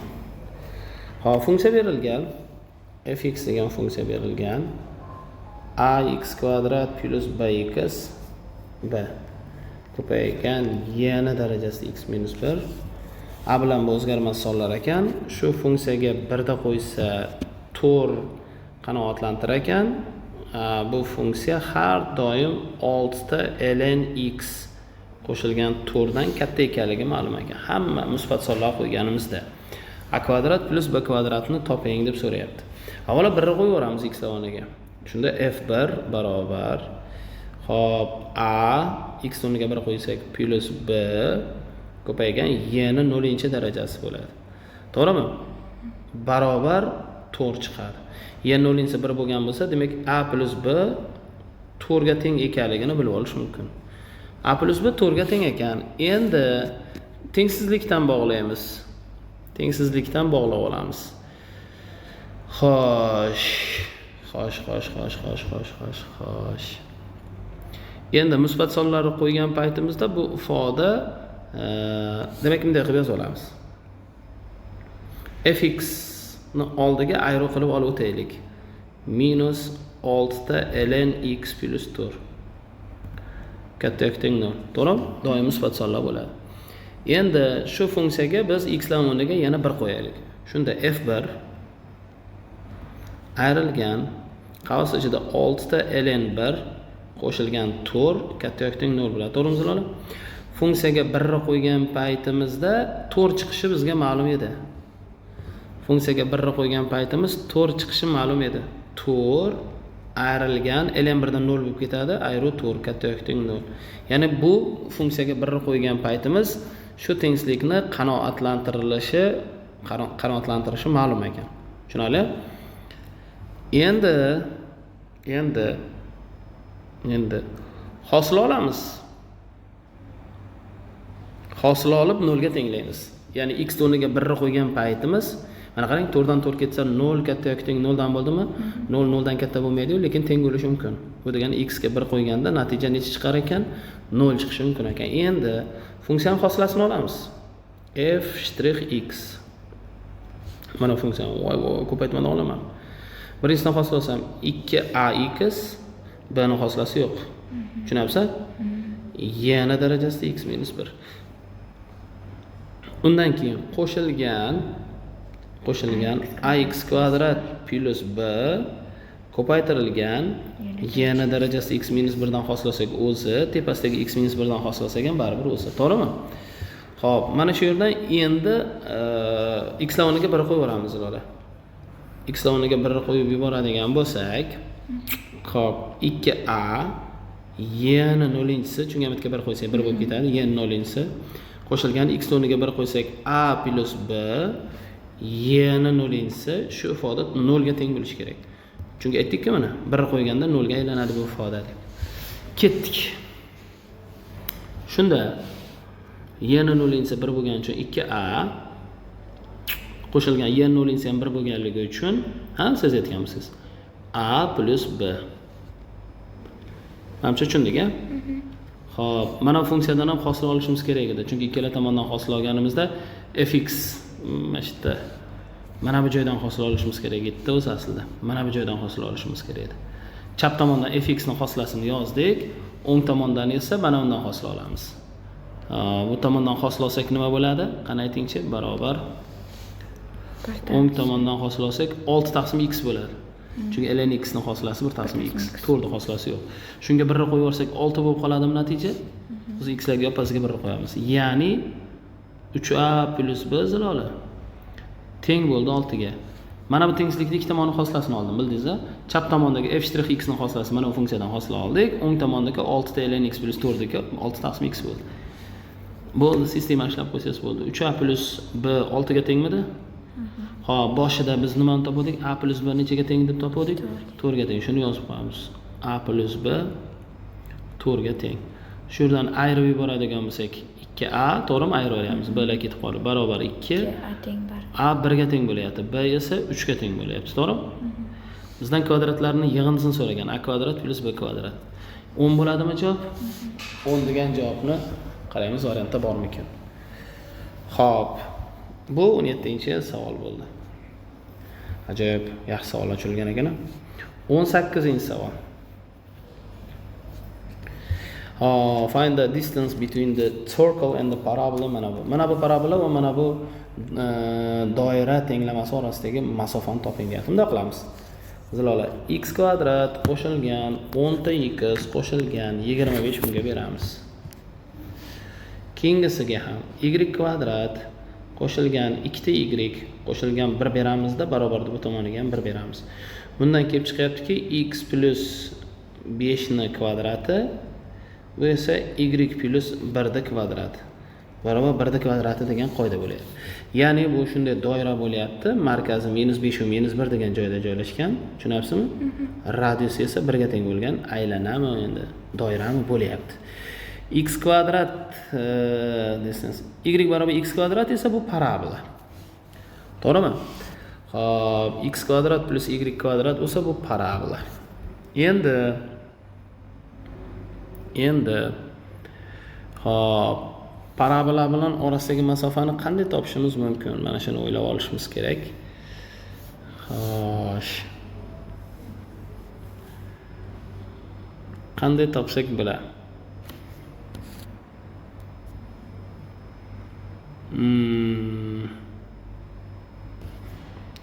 y o'rniga x kvadratni qo'yib yuboramiz va hosil olsak mana funksiyani. Ular x plus 5 ni parabola bundan kesib o'tganmi, kesib o'tmagan bilmaymiz-da. Y bor mana minus 5 va minus 1 mi? Hozir bunday qilib chizaylik, koordinat o'qida yaxshi ko'rinadi. Xo'p. Bunday qilsak y barobar x kvadrat degan parabola mana udi, zilola. Ha, minus 5 va minus 1 degan doira, radiusi 1 ga teng bo'lgan doira mana bu yerda turadi. Minus 5 va minus 1, to'g'rimi, markaz? Endi biz oradagi masofani topib, mana bu yergacha bo'lgan masofani birinchi topib olib turib, radius toptasak bo'ladi. Ha, menimcha. Xo'p. Ikki nuqta orasidagi masofadan mana shunday qilib topib olsak bo'ladi. Keyin radiusni olib tashlaveramizda. Endi qarang. Buning uchun nima qilamiz? Y ko'rniga ana funksiyani ham moslab olamiz. Ya'ni ikkovi teng bo'lgan holatdagisini olamiz. X plus 5 kvadrati qo'shilgan y ko'rniga yana qo'yaveramiz x kvadrat plus 1 kvadrati barobar 1. 1 kvadrati baribir. Ikki tomondan hosila olamiz do'stim. Birinchisini hosilasini olsak 2, qavs ichida x plus 5 ta o'zi, to'g'rimi? Bundan hosil olsak esa 2 qavs ichida x kvadrat plus 1, keyin ichidan ham hosil olib qo'yamiz. 2x barobar 1 da hosilasi 0, to'g'rimi? 2 ga bo'lib yuborish mumkin. 2 ga bo'lib yuborsak bittadan 2 ketib qoladi-da. Shunda bu yoqda qolyapti x plus 5, bu yoqda qolyapti 2x ni kubi qo'shilgan 2x. Adashmayotgan bo'lsam. Shunda 2x ni kubi qo'shilgan 3 ta x qo'shilgan 5 bo'lyapti. Obbo. Kubik tenglama bo'lib qoldi. Kubik tenglamasini topamiz. 5 ta bo'luvchilari 1 minus 1 2 5 ga yana 5 minus 5 bor. Avval 1 da qo'ysak bo'lmaydi. Minus 1 da qo'ysak bo'ladimi? Minus 1 da qo'ysak x larning o'rniga minus 1 qo'ysak, minus 1 da kubi minus 1 minus 2, amatga minus 1 qo'ysak minus 3 minus 5 bo'lar ekan. Bitilsa minus 1 ekan. Obbo, qolganini qanday topaman? Bunday qilamiz-da. 2x ni kubi deymiz. Qo'shilgan 2x kvadrat deymiz. Ayrilgan 2x kvadrat deymiz. Ayrilgan 2x deymiz. Qo'shilgan 5x deymiz. Qo'shilgan 5 deymiz. Soddalashtiring, baribir tepadagi misol kelib qolaveradi. Xo'p, mana bu ikkalasidan 2x kvadratni qo'sini tashqari chiqaramiz. Shunda qo's ichida x plus 1 bo'ladi, zilola. Birinchi ikkitadan, keyingi ikkitasidan minus 2x ni chiqaramiz. Keyingi ikkitadan esa 5 ni chiqaramiz, to'g'rimi? Shunda x plus 1 bo'ldi. Barobar 0. Hammadan x plus 1 ni qo'sini tashqari chiqaramiz. 2x kvadrat ayrilgan 2x qo'shilgan 5 bo'ldi. Buni ildizi yo'q. Birinchisining ildizi minus 1 ligini topib bo'lganmiz, bu bor. Keyingisining ildizi bo'sh to'plam. Keyingi ifodadan ildiz chiqmaydi. To'g'rimi? Endi minus 1 chiqdi. Endi minus 1 da funksiyaga borib qo'ysak, y koordinati ham kelib chiqadi. Bu yoqqa qo'yamiz-da mana funksiyaga. Ya'ni bu nuqtani oti minus 1 1 nuqta ekan. Значит, mana bu unga yaqin bo'lgan eng yaqin nuqta minus 1 nima nuqta ekan? Degan nuqta ekan. Endi ikki nuqta orasidagi masofada mana uni topamiz, zilola. Bizdan aylanani markazgacha bo'lgan masofadan so'ramagan, bizga aylanagacha bo'lgan masofani so'raganligi uchun oxirida radiusi 1 topib tashlaymiz, esingizdan chiqib qolmasin. Yaxshi, ikki nuqta orasidagi masofadan d ni topib olishimiz kerak. Ayting. D barobar markazlari. Minus 5 dan minus 1 ayiraman. Minus 5 dan minus 1 ayirsam minus 4, 16 bo'ladi, to'g'rimi? Minus 1 dan 1 ayiraman. Minus 2 kvadrat 4 bo'ladi. Va 2 ilzosida 5 ta 20 degan. Undan 1 topib tashlashim kerak. 2 ilzosida 5 minus 1 varianti bizda bor. Demak, bu navbatdagi savolimiz edi. 18-savolida 19-savolga o'tamiz. 19-savol. Pastdanmi yoki tepadanmi? Xo'p. Mana shu ko'p xat berilgan ekan. Funksiyaga 0 qo'ygandagi qiymat bilan funksiyaga 1 qo'ygandagi qiymat qanoatlantirar ekan. Bizdan limit x intilganda cheksizlikka fx taqsim x ning kubi qo'shib 1 degan holat 1 chiqishi ma'lum bo'lsa, mana bu limitni hisoblab bering deyapti. Limit x intilganda 0 ga fx plus 3 taqsim fx ko'paygan qavs ichida fx ya'ni f kvadrat x qo'shilgan 1. mana shuni qiymati 1 ga teng ekanligi ma'lum bo'lsa, funksiyaga 4 ni qo'yganingiz nima chiqadi deb so'rayapti. Xo'p. Funksiyamiz bir chiqishi uchun Zilola albatta qandaydir 1x kub qo'shilgan qandaydir ax kvadrat qo'shilgan bx qo'shilgan c bo'lganda Zilola. Sababi suratdagi turgan x kub qo'shilgan ax kvadrat bx bo'lsa, x kubga surat mahraji bo'lib o'rganda bir qolganlari ketdi bu yog'i. To'g'rimi? Natija birga aylanib ketaveradi. Shunda endi ikkinchi funksiyamizda nastroyga qolamiz. Funksiyani x lari o'rniga 0 qo'yganimizda ikkinchi limitda, ya'ni limit 0 ga intilyapti-ku. X o'rniga 0 qo'ygan paytimiz nima bo'ladi aslida? F3 bo'ladi. Mana bu yerda biz noto'g'ri ketmadikmi-ekan Zilola? Chunki x kub plus ax kvadrat plus bx bo'lsa, pastda x kub plus 1 bo'ldi hamma joyda. X kubga bo'lgan paytim tip 1 plus 1 taqsim x kub bo'lib qoladi-da. Shunda 1 bo'lib qoladi. Bo'ldi, hamma joyda to'g'ri yozdik. Endi funksiya 0 ga intiladi degancha 0 ni qo'yib yuboryapman. f3 taqsim f0 qavs ichida f kvadrat 0 plus 1. Shu ifodaning qiymati 1 chiqishi kerak. Endi funksiyaga 0 qo'ygan bilan funksiyaga 3 qo'ygan teng ekan. Aytaylik, funksiyaga 0 qo'ygan ifoda bilan funksiyaga 3 qo'ygan ifoda teng deb mana misolda aytgan mana boshda. Shu qanaqadir bitta a soni chiqadi deb o'ylab turaylik. Shunda tepaga a qo'ysak bo'ladi. A taqsim, ko'rayotgan bo'lsangiz. A ko'paygan qavs ichida bu ham funksiyaga 0 qo'ysak a ga teng a kvadrat plus 1 bo'ladi. Barobar 1. Vaqtincha a chiqadi deb turibman-da endi. Bu yerda a lar qisqarib ketadimi? Yoqqa proporsiyani amalga oshirsam a kvadrat plus 1 barobar 1 bo'ladi. Bu yerda a kvadrat barobar 0 bo'ladi va a 0 ekanligini bilsak bo'ladi. Endi funksiyaga 3 qo'ysam ham, funksiyaga 0 qo'ysam ham javob 0 chiqar ekan degani. Tushunarli? Ana endi yoqqa qo'yib yuboramiz. Uni funksiyani xom aksini tuzib qo'ygan bo'lganmiz-ku esingizda bo'lsa. Tushunyapsiz? Ana yerga boramiz. Funksiyaga birinchi 0 qo'yaylik, oson bo'lsin. X o'rniga 0 qo'ying. C qoladimi? Va u 0 ga teng ekan azizim. Chunki funksiyaga 0 qo'ysang javobi 0 chiqadi dedik-ku, mana a 0 chiqdi-ku. To'g'ri tushunyapsiz? Yaxshi. Endi hop funksiyani o'ziga 3 qo'yamiz o'rtoq. Funksiyani o'ziga 3 qo'ying qani. 3 qo'ysam 27 qo'shilgan 9 ta a qo'shilgan 3 b c esa 0. C 0 ku barobar 0. Shunaqa desak bo'ladimi? Endi a ham 0 ku lekin. Qayerda a 0?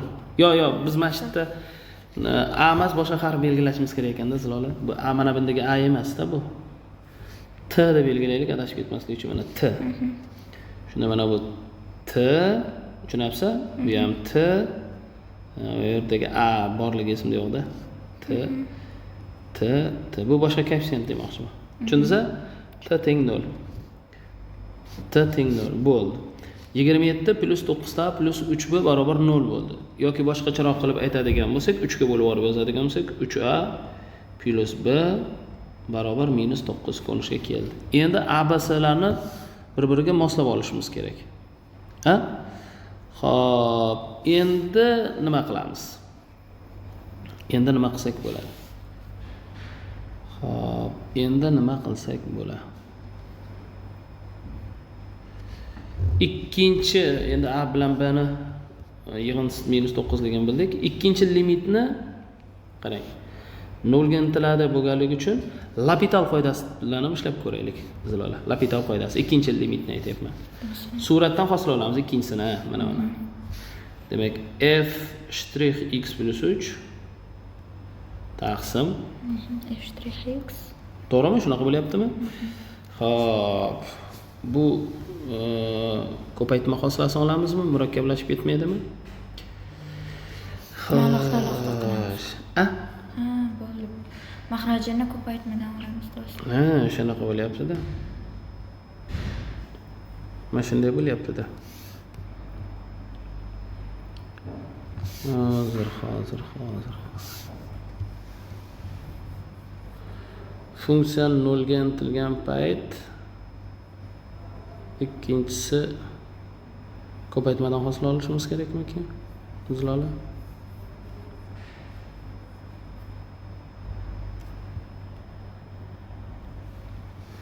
Tak. Mana uni hosilasini olganimiz nima bilan? Ko'paytma hosilasi bilan bundan hosila chirib ketamiz hozir.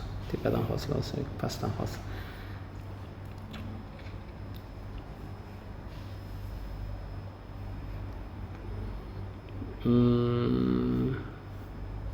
Mana bu fx kvadratga 0 qo'yib yuborsak, f 0 dan 0 ku.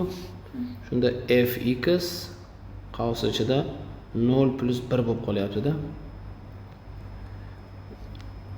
Shunda bu ifodamiz limit x intilgandan 0 ga f x plus 3 taqsim L'Hopitaldan foydalanyapman. Tepadan ham pastdan ham hosil olyapman. Hop, buniki fx ni o'zi bo'ldi. f'(x) ni. Chunki faqat bundan hosil olsak bo'ldi. Chunki qavs ichida 0 plus 1 bo'lib 1 bo'ladi. Endi bunga 0 ni qo'ygan paytimiz f'(3) bo'lib qoladi, x la o'rniga 0 qo'ygan paytim. Hosilasini olib 0 ni qo'yib yuboryapman. Bu esa f' 0 bo'ladi. Barobar 1 edi mana. Natija. Mahrajni bu yoqqa ko'paytirib yuborsam f'3 hamda f'0 teng ekan. Ya'ni funksiyani o'ziga 3, funksiyani o'ziga 0 ni qo'yganimiz ham teng ekan, hosilalariga 3 bilan 0 ni qo'yganimiz ham teng ekan. Funksiyaga yana qaytib olamiz. Mana funksiyamiz olganmiz. Hosil olamiz ziloli. Ketdik. f'(x). X kubdan hosil olsak 3x kvadratmi? ax kvadratdan hosil olsak 2ax plus bx dan hosil olsak bmi? Mana hosil olyapmiz. S bu o'zi 0 hosil shunaqa ham yo'q. Ana endi o'rtoqjon, hosilasini olib oldim. 3 qo'yaman bir gal. 3 qo'ysam 27 qo'shilgan 3 qo'ysam 6 ta a qo'shilgan b. Tushundingizmi? 0 ni qo'ysam teng b.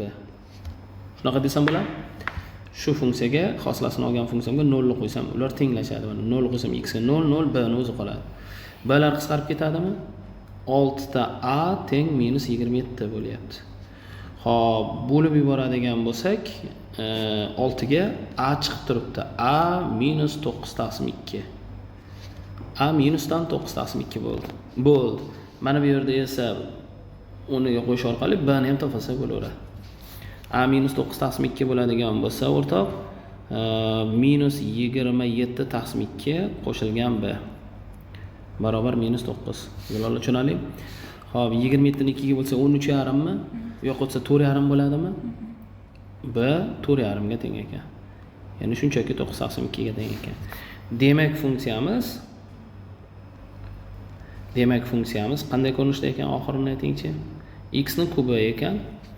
A esa chiqdi minus 9 taqsim 2 x kvadrat. B esa shunchaki 9 taqsim 2 x ekan. Qo'shilgan s yo'q. Chunki s 0 ni boshda yo'q topdik, esingizda bo'lsa mana. Bu yerda topdik.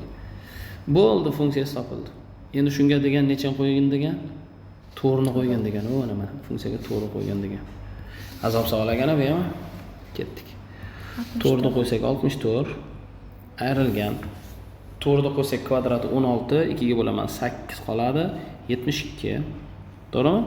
Bunga 4 qo'ysam 2 ga bo'lib 18 bo'ladi. Ana buni hisoblab qo'yishimiz kerak.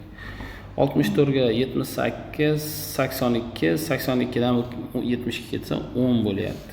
Variantdan 10 degan javobni izlaymiz. Bor, 5-variantda turibdi.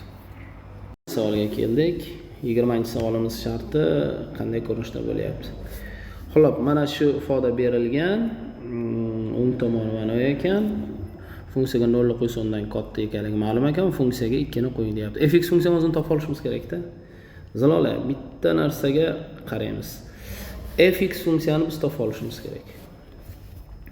Xo'p, tenglikni o'ng tomoniga yaxshilab qarasangiz, eng katta daraja x ning 4-chisimi? Demak, bu albatta chiziqli funksiya bo'lsagina mos keladi. Nimaga deganda, mana bu fx ning o'rnida ax plus b yoki ft ning o'rnida at plus b ko'rinishga kelib qoladi. Men tushuntiryapman.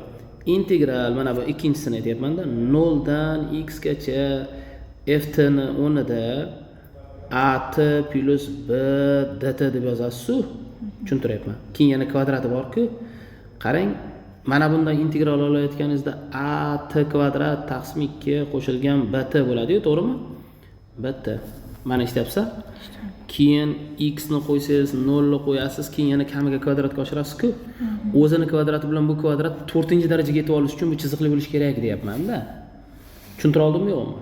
Точно. Bo'ldi. Ya'ni x ni olib kelib qo'ygan paytingiz mana bu ifodangiz bo'ladi. ax kvadrat taqsim 2 bu esa plus bx bo'ladi. 0 qo'ysa baribir 0 yozishimiz shart emas, uni kvadrati bo'ladi. Buni qo'shsangiz mana ax ni 4-si mana shu 4-darajaga yetib boradi. Chiziqli funksiya bo'lishi kerak. Birinchisiga nimaga e'tibor bermayapsiz, Bobur aka deysiz? Birinchisida kvadrat belgisi yo'q-da, shuning uchun. Endi yozib chiqaman. Endi g'oyani bilib oldingiz. Endi yozib chiqaman. Xo'p. Buni integralni olib oldik. Mana kvadrati ham turibdi. Endi mana uni nastroyga qo'ysak bo'ldi. Mana unda biroz ishimiz bor, ha. Birinchisida turgan fx ni o'rnida ax plus b bor. U turib tursin. Mana bu birinchisi turib tursin. Faqat mana bu yoqdagini birinchi ishlab olaylik. Integral 0 dan ko'krochka bilan yozaylik. 0 dan x gacha bo'lgan oraliqdagini yozaman.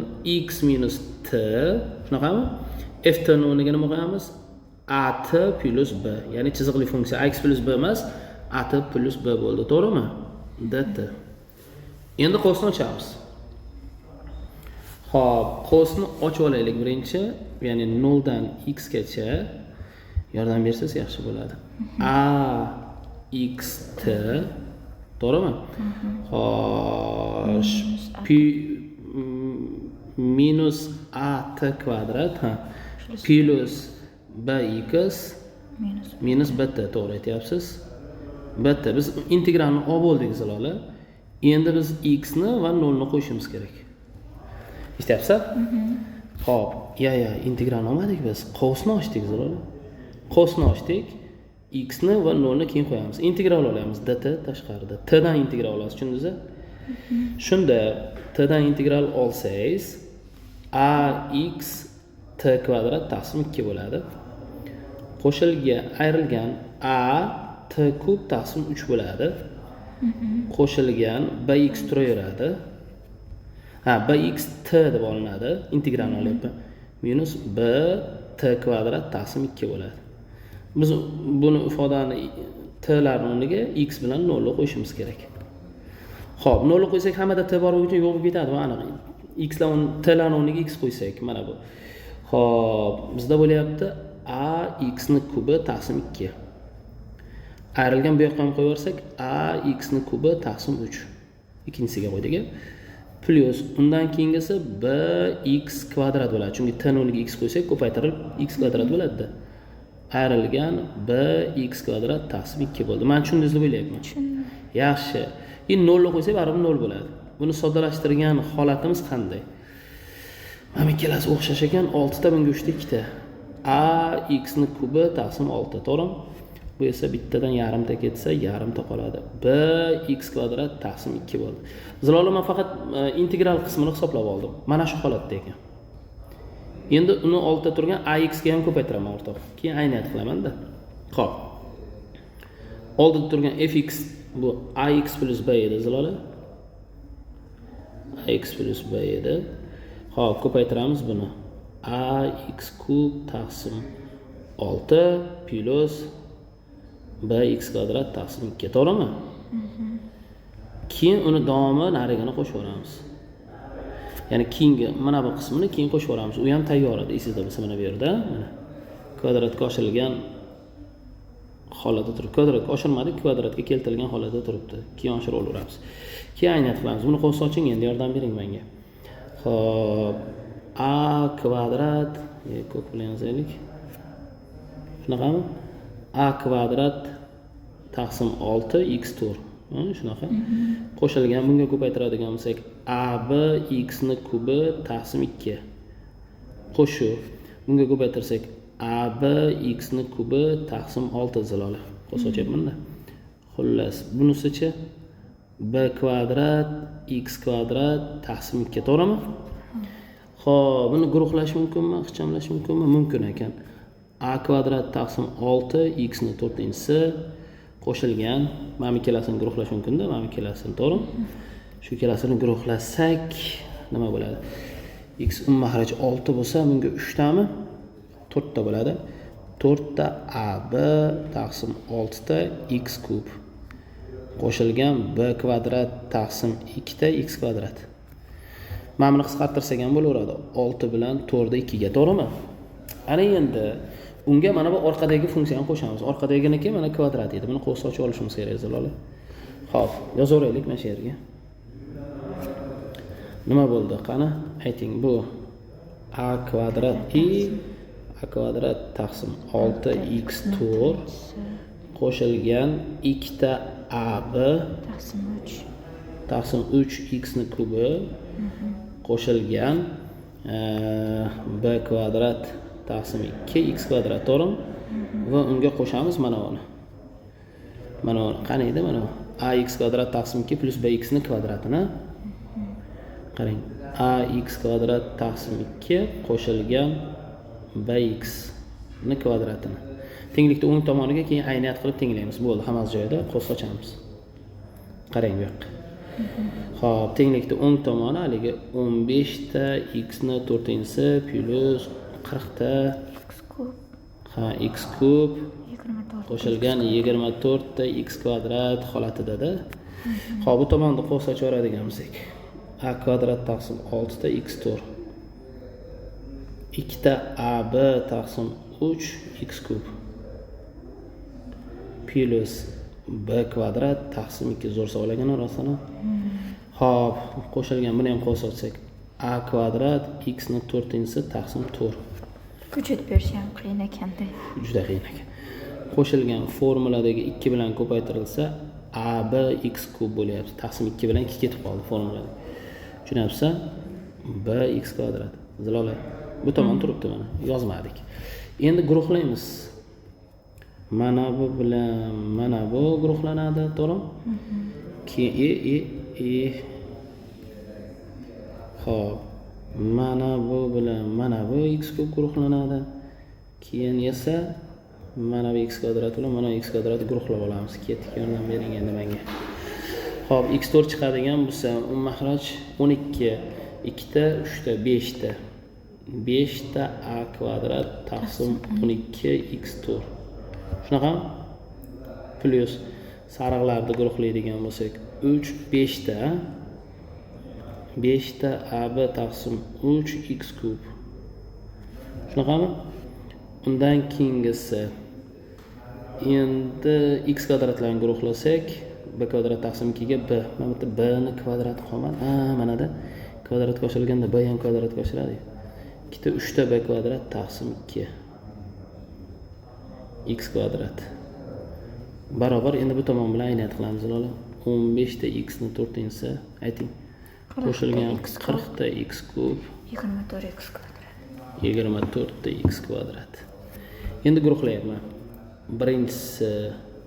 Birinchisi bilan ikkinchisi bilan, to'g'rimi? Uchinchisi bilan guruhlanadi. Shunday qilsak bo'ladimi? Xo'p, biz yozyapmiz. 5 ta a kvadrat taqsim 12 ni tenglaymiz x ni 4-si bo'lgancha 15 ga. Shunaqa desak bo'ladimi? Xo'p, shunda a kvadrat barobar 3 bo'lsa 36 bo'ladi. A barobar plus minus 6 hozircha.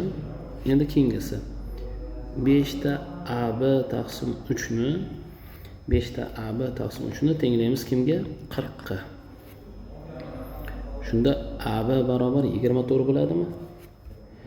Agar a 6 bo'lsa 4 minus 6 bo'lsa minus 4, ya'ni plus minus 4 demoqchiman. Bo'ldi, bizga a bilan b yetadi. Nariyog'ini tenglashingiz shart emas. Endi funksiyas boshida eslang, funksiyasida boshi ax plus b edi-yu. Ya'ni bundan xulosa 2 ta bo'lyapti. Yoki funksiyamiz 6x plus 4 bo'lgan, zilola. Yoki funksiyamiz nima bo'lgan? Minus 6 ta x plus 4 bo'lgan. Minus 4 bo'lgan. Chunki minus 6 ni qo'ysam minus 4 chiqadi-da. Lekin misolda shartiga qaraymiz. 0 qo'yganda 0 dan katta chiqadi degan. Shuning uchun mana bunisi g'irt xato. X ga 0 qo'ysam minus 4 chiqib qoladi. mana bunisi esa to'g'ri bo'ladi. Tushundingmi? Ya'ni funksiyamiz faqat 6x plus 4 ko'rinishda ekan. Endi shu funksiyaga 2 ni qo'ying degan savol bor. Mana 2 ni qo'ysak 6 kira 2 12, 12 ga 4 boshqa 12 ga 4 qo'ysak 16 degan javobni bor yoki yo'qligini eslab qo'yamiz. 16 degan javob bor va mana shu bilan 20-savolimizni ham o'z nihoyasiga yetkazdik. Ha? Xo'p, bizni 16 degan javob. Bizni kuzatishda davom eting va eng muhim maqsadlaringizni biling deb qolamiz.